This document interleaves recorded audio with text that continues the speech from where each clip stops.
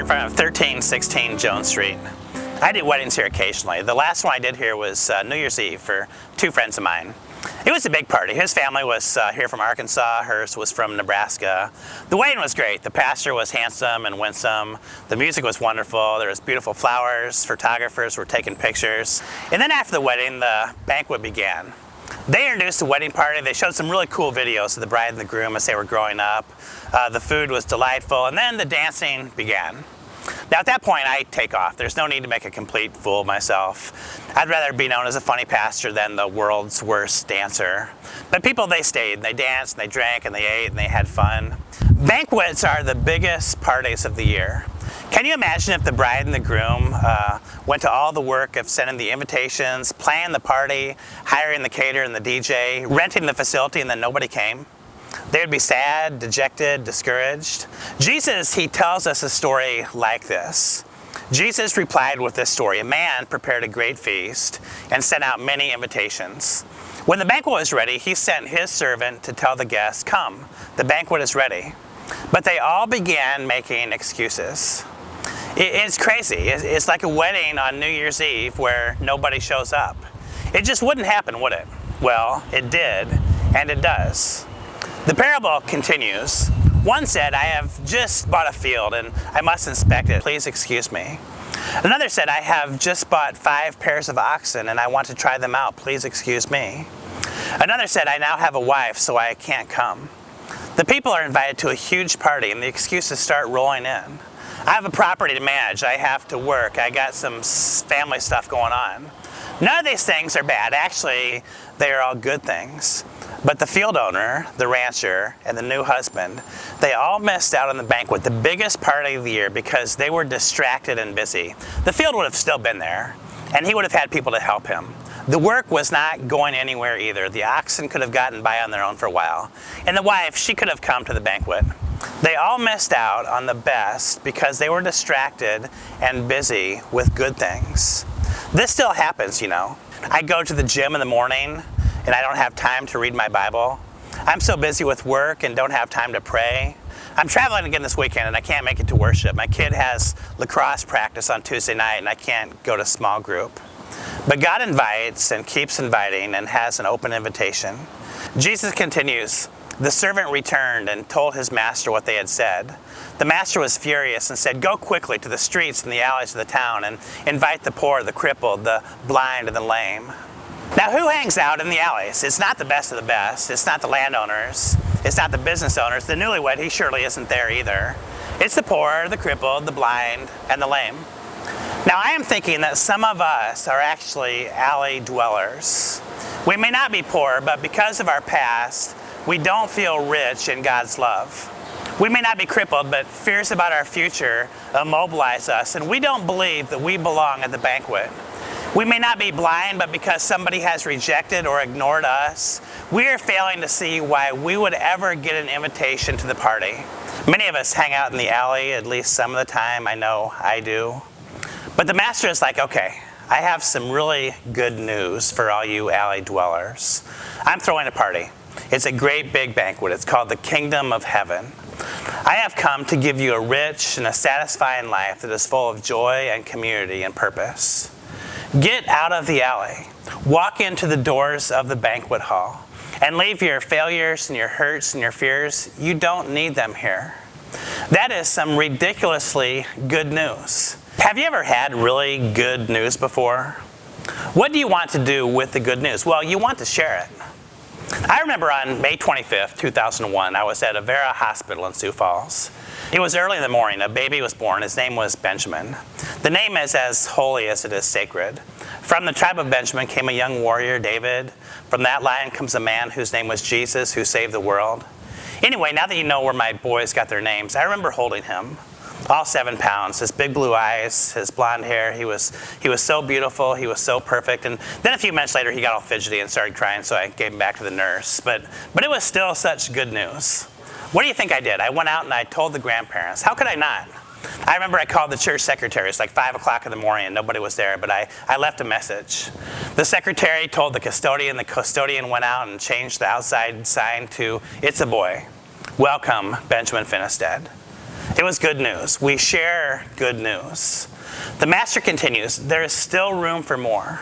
Go out into the country lanes and behind the hedges and urge anyone you will find to come, so that the house will be full. There is still room for more. The alley dwellers, the grace recipients, they are told to go wherever and find whoever. Those people in transition on those country lanes, traveling from one place in life to the next. People ashamed, hiding behind the hedges of life. God is telling us to go wherever and find whoever and invite them to the biggest party ever. Jesus tells us that this is a house He Himself has prepared for us. Don't let your hearts be troubled. Trust in God and trust also in me. There is more than enough room in my Father's home. If this were not so, would I have told you that I am going to prepare a place for you so that the house can be full? The invited becomes the inviter. The loved becomes the loving. The grace recipient becomes the grace giver. God is telling us to go wherever and find whoever and invite them to the biggest party ever so that the house can be full.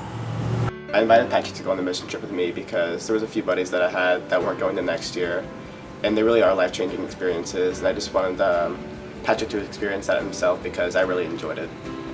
Jackson invited me to go to the Tennessee mission trip. It was different because I never really experienced anything with like God, and I'd never seen any of the other kids that Jackson went with on the mission trip last year or the year before Tennessee, and so it was just different. And I guess I was kind of excited to meet new friends and finally connect with God like I haven't before, and I was just excited.